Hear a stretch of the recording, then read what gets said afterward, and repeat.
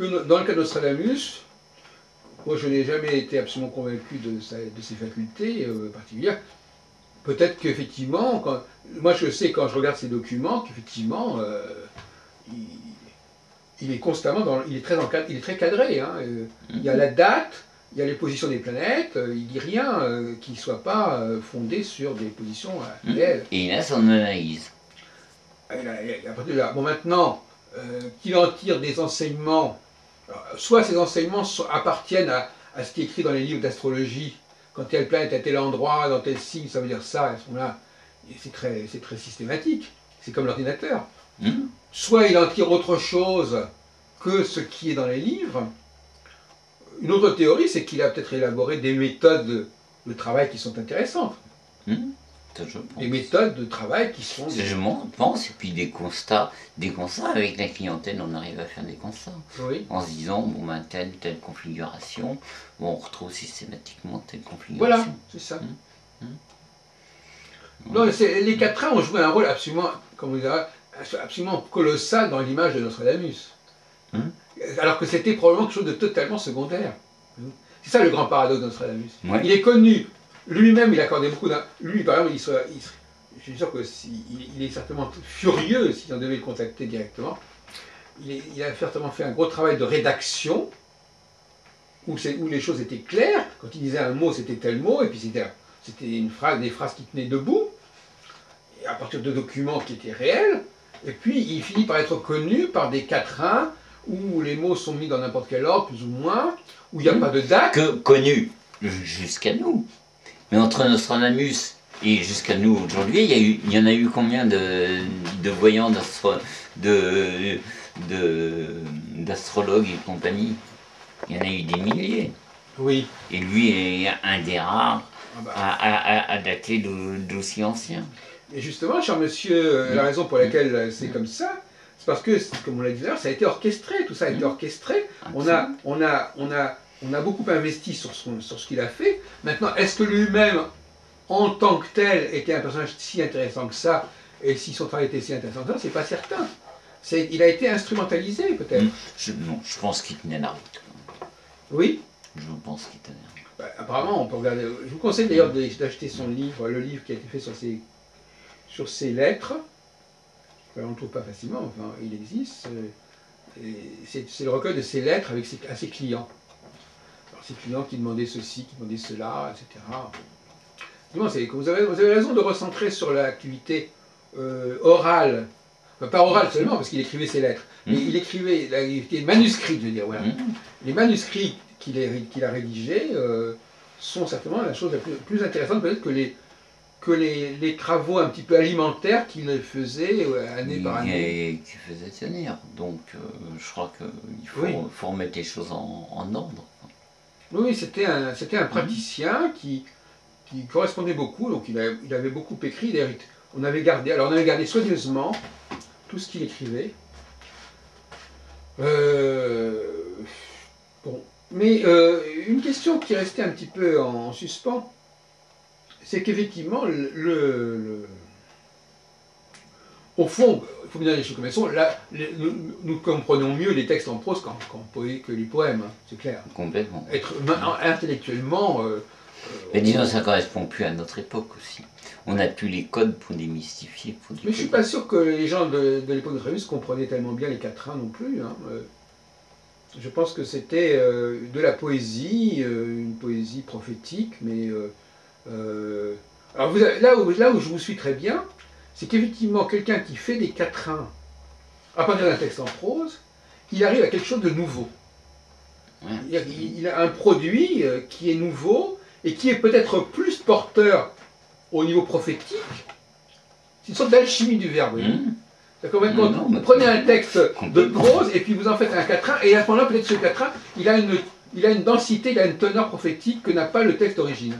Donc c'est pas forcément... Paradoxalement, le quatrain est peut-être plus fort prophétiquement que le document qui a été écrit au départ. Oui, puisque le fait d'être mis en quatrain donne une interprétation multiple. Absolument. Il y a une transcendance, il y a un dépassement. C'est plus du mot à mot, c'est... Voilà. On fait appel au travail de l'imagination. Alors c'est ça qui est curieux, c'est qu'en fin de compte, Nostradamus a été sauvé par ça, parce qu'en fin de compte, c'était quelqu'un qui faisait des choses de manière assez laborieuse et sérieuse, méticuleuse, et parce qu'il y a eu quelqu'un qui a eu cette idée, un libraire, je sais pas, enfin, il y avait une tradition, mais elle n'était pas encore très développée, du quatrain. Et finalement, ces quatrains ont eu une fortune extraordinaire.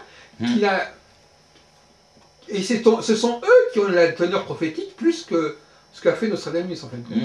Et comme vous le disiez très justement, c'est plus la quintessence de Nostradamus, c'est-à-dire plus ce qui a été extrait de Nostradamus qui est prophétique, que ce que lui-même a fait au départ. Donc en fin de compte, ce sont ceux qui ont fait ces quatrains qui sont les prophètes. Et non pas celui qui a écrit la prose. Parce qu'en fin de compte, il faut encore savoir les faire. Disons, sans l'un, l'autre n'aurait pas existé. Alors. Oui, mais à la limite, on pourrait se demander si quelqu'un qui a un don prophétique, du moment qu'on lui demande de faire des quatrains à partir d'un texte, le texte n'est pas tellement important. Le plus important, c'est les mots qu'il va sortir, qu'il va extraire. Donc dans ce sens-là, voyez-vous, en fin de compte, le vrai Nostradamus, on ne le connaît pas. C'est-à-dire celui qui a vraiment fait ces quatrains, on ne sait pas qui c'est. Est-ce que c'est son secrétaire, Jean de Chevigny? Est-ce que c'est on peut même penser que ses fils ont peut-être été, ou même par Michel Nostradamus, il a peut-être été initié très jeune. Il semble qu'il a peut-être travaillé très jeune avec son père. Il a peut-être été formé quand il avait déjà 12-13 ans, je ne sais pas, il faut le voir. Et il a dû y avoir une Bon, en tout cas, tout notre entretien a été fondé sur ces espèces de phénomènes comme ça, de trompe-l'œil un petit peu. Même les quatrains ne sont pas forcément Nostradamus lui-même, ils sont issus. Comme les enfants sont issus, effectivement, ils sont issus, ils sortent d'eux. Mais, au fond, pour moi, qui par ailleurs suis apparenté avec Nostradamus, de cette manière, parce que ma famille maternelle est de la même origine et le même nom que Nostradamus, ce sont les Carcassonne. Les parents de Nostradamus étaient des Carcassonne. Et moi, ma famille maternelle, ce sont des Carcassonne qui viennent de la même région, qui viennent d'Avignon. Mais en dépit de ça, je ne sais pas si c'est... Donc on peut dire que c'est un arrière-grand-oncle ou je sais pas quoi. Mais je ne suis pas du tout certain que Nostradamus ait été lui-même voyant. Je pense que c'est plutôt ceux qui ont travaillé avec lui. Non, moi je pense sincèrement. Voilà, sincèrement. Qu'il avait quand même des facultés de voyance. Ça vous n'en avez pas. Mais le problème, c'est que vous dites ça, mais vous... Attendez, regardez par exemple, les seuls quatrains qui soient vraiment directement issus de son... Alors regardez, vous avez deux types de quatrains. Ça, c'est les quatrains qui sont faits de son époque, dans ses bouquins. Et ça, c'est des quatrains qui sont ceux des centuries qui sont faits beaucoup plus tard. Est-ce que vous voyez une différence entre cette série de quatrains, qui sont des quatrains qui sont réellement issus de sa prose, et ceux-là qui ont été faits par la suite, plus ou moins dans l'imitation de quatrains? Est-ce que vous ressentez une différence entre ces deux séries de quatrains, Michel? Moi, je vais vous dire oui. Déjà dans la forme, dans la tournure,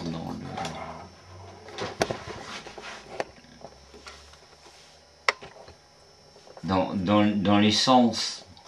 Dans l'essence, on voit que c'est pas le même. Oui. C'est pas la même plume. Ça, c'est vrai aussi. C'est pas du tout le même qui a fondu. Voilà. Très bien, ben, je vais ranger mes affaires. En général, ça correspond assez. Non, parce que là, vous inscrivez évidemment dans un... Il ne s'agit pas uniquement de satisfaire des clients, là, il s'agit de la science. De rétablir le cours de la réalité historique. C'est quand même une autre responsabilité, voilà, que de satisfaire les problèmes d'un client qui veut savoir comment il va terminer. Le problème de chacun est important aussi. Oui, par contre, effectivement, je veux bien croire que Nostradamus était un très brillant praticien. C'est possible. C'est peut-être ça qui, comme vous dites, c'est peut-être ça qui a vraiment... on l'a quand même pas invité à la cour pour rien.